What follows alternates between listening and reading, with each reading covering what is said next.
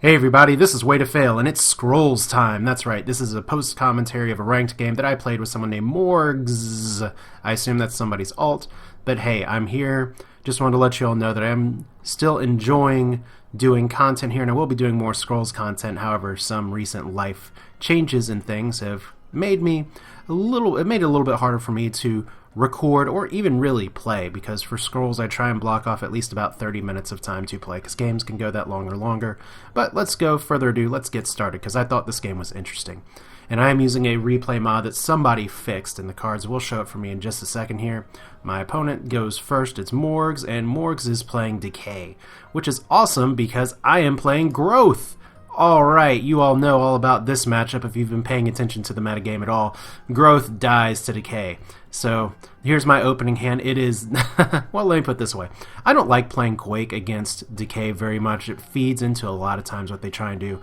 Now, it's good to maybe try and clear the board just a little bit, but usually if you're getting Neck or Geddon, by that point it's no great. Plus there's Harvesters, but the 2 damage to creatures is usually not enough to take out what Decay wants to throw out. So at least I have some early discard plays.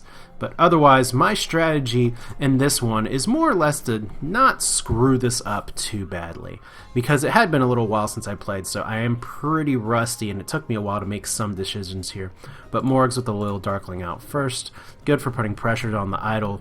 I get a Sister of the Fox out just mainly for some card draw, and I draw a Crimson Bull, which is not a terrible card to get. Now keep in mind as well, this is like pre-patch or pre any other stuff that's going to be coming in the update that Mojang's been working on. I'll talk about that a little bit more. So while we have pressure on the idol here, this is still a pre sort of bonuses from destroying idol kind of world in this video. So Morg's getting a combination that I love getting out when I play Decay, which is getting the Rod Eater hiding behind something I want to die.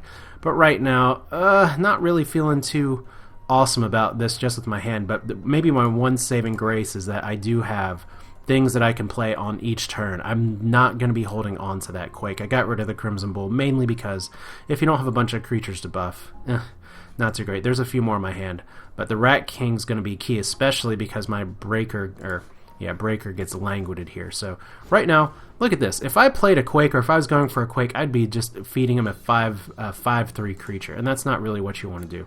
So I do get a Crimson Bull. I move my sister up, and this might be a little stupid actually, because what I'm pretty much doing, to be honest, is derping a little bit, because I could be trying to protect these creatures just a little bit more. But if there's one advantage that Growth has over Decay, it's that you can accelerate your game quite a bit. So at least maybe my crackpot thinking at this point was, I want to put all my creatures in harm's way just to say, you know what, I have a rally next turn and I'm not afraid to use it. But Morg's moving down here, and does he have anything to get rid of anything? No, he just gets rid of the sister. Unfortunately, that means my Breaker is in significant trouble right now, because there's a lot of creatures that can kill it. But I got a very lucky draw there with the Ancestral Totem. Ancestral Totem also just a really, really good card. I don't see a lot of Growth players playing it, but it is a key card here in Decay, because that 1 extra damage is huge. Now, this is a 4/4 Rod Eater, and interesting to me is that he's moving up here, but I mean, this is the other issue. Rod Eater, I look at the countdown, it's like, well, it has 1 countdown, so it's not like this Ripper can kill me. And now I do have a 3/3 here. Still could possibly have a rally. He only gets rid of one of my rats, so that's a favorable trade to me. However, if you didn't see the card that he played, and I didn't even mention it, Draining Mist is kind of a pisser here, because I was hoping for my Beast Rats to do something. And Draining Mist is a card that, when I was playing before, it was just kind of starting to come into its own, where more people were using it, because if Decay has one thing that it likes to do, because it can't speed up anyone, it's slowing down everybody else. So let's hear. I got Kinfolk Veterans, I got a Great Wolf. I don't have a great target for a Kinfolk Veteran. I could try and kill this Ripper and at least get something off the board, but it's probably better to try and protect my Breaker here. So moving that down, playing a Great Wolf, just trying to play it slow, not wanting to feed this too much. And there is an interesting, not top deck right there, but 5, 6, 7. So I could play Sister of the Owl next turn, because I have a lot more on the board right now than he does. That's maybe my one saving grace here, because if there's one issue that I've had with Growth playing Decay, and you can see here dropping the Harvester is a key point of that issue, it's that Decay is just as good at Growth as spamming the board, but Decay's creatures can be a lot more devastating. But Sister of the Owl, that's a card that I really, really like. Because once again, look at how many more creatures I get on the board. It's a three spot for one card here. And if I have anything that I can possibly do to take down this Harvester, I'm going to try, and at least my goal at this point is to get it down on my own time. Because if I kill creatures, that's just ticking the count down. Now he can try and kill creatures. If he has a damning curse or something, that's not going to do a ton here. I don't know why things are popping up here. Oh, there's the damning curse. So there goes my Great Wolf, which is unfortunate. Languid's my Sister of the Owl as well, so this is not going to be nearly as effective. But let's see here. I have a few choices. This is a kind of an interesting crossroads for me here. I could Rat King and try and get more shit on the board. Now, if he's playing Poison, and at least from what I've seen in this deck so far, and he only has one card in his hand, I really doubt it's Poison. I really doubt it's Mire Curse or anything. And if I get enough stuff on the board, Infectious Blight is not going to be able to jump around to high priority targets. So Rat King could be good. Kinfolk Veteran, at least try and put some damage on this while it's exposed. But at this point, I'm just trying to sort of go for the survival here. But now I do have a potential play. Kinfolk Veteran, Ragged Wolf. Ragged Wolf? Anybody? Because the nice thing about that is I get notable, because I got the achievement there because of this.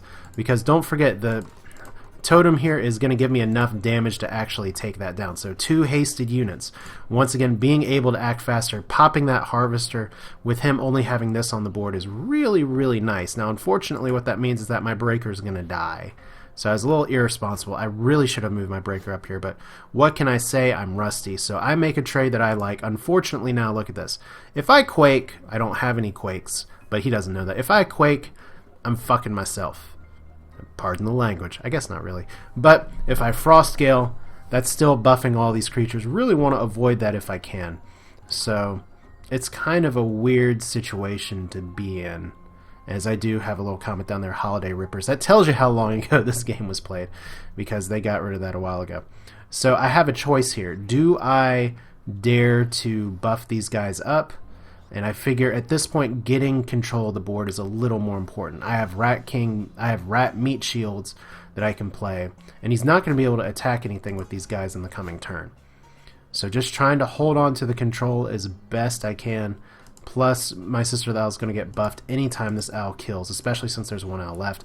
But there's a Harvester now. Look at this. This is the situation you want to be in with growth, just in general, is having a lot of stuff on the board. If I had a Rally Crimson Bull, I could really push hard here. But what I find really interesting is that Morgs has tucked himself down into the corner, so he's conceded a lot of the board. And I don't know if he's maybe looking for the right combo here, but Sister of the Fox is a good card for me because, once again, cheap card, protect the board.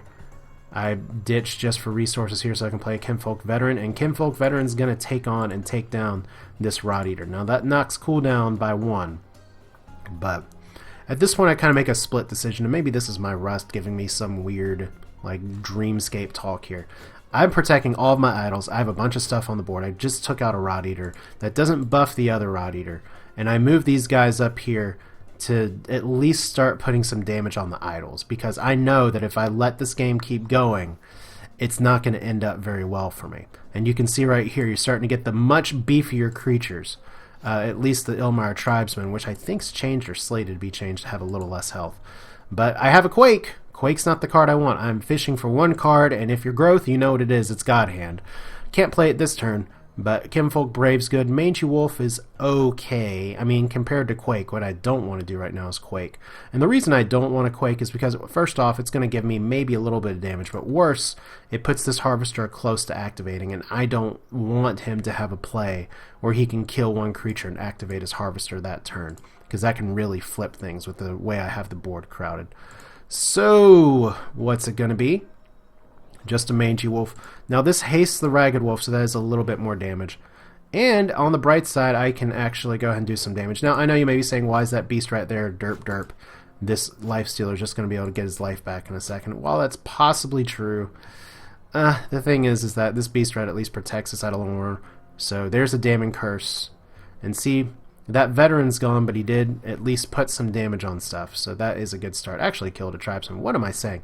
I'm the one that played this game, and I keep forgetting that there's a ancestral totem, but it doesn't matter, because now there's a god hand in play, and this is where I furiously math for a very long time, because I apparently suck at addition or subtraction.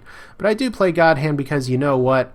God hand turn 12 with this many things on the board, I can do all the damage I need to clear this, as long as I do not stupidly put my owl down here. Oh, the poison damage isn't going to immediately kill it. There we go. Sometimes you fish for your god hand and you get it, but more importantly, look at this. It's like seeing a walking dinosaur or something. It's growth beating decay. Yes, it does happen. And I guess what you need to learn, kiddos, from this is that even a crappy player like me can win from time to time. But like I said before, I do enjoy scrolls, and it is something I'm going to be looking very much forward to getting back into. It's just my schedule right now means that videos on my channel, at least in general, are a little bit limited. So you're going to see a bunch of achievement spam here probably in a second, just because this is one of the first games I played in ranked.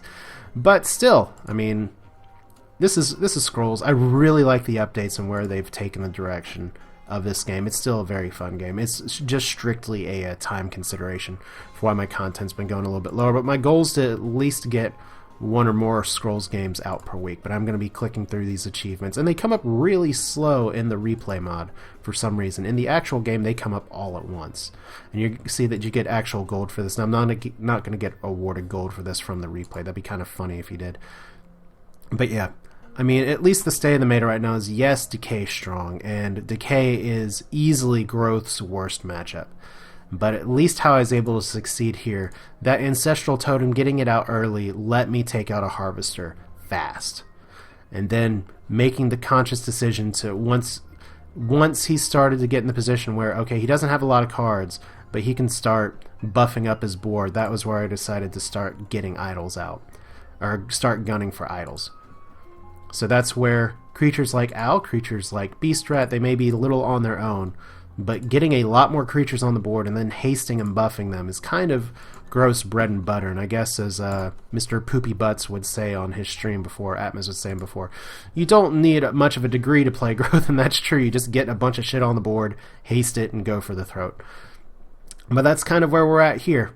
I was able to take a victory today, and my rating went up a little bit. Now it has decayed because I haven't played as much lately, but hopefully I'll have a chance to play a little bit more in the near future. But for now, this is Way to Fail. It's Scrolls. It's still fun. It's still good. If you haven't played it, you should check it out, because there's a lot of tender love and care and a very dedicated community that's continuing to help build and bolster this game. But otherwise, hope you enjoyed it. Like what you see. Feel free to subscribe. Otherwise, thanks for watching. I will see you all next time.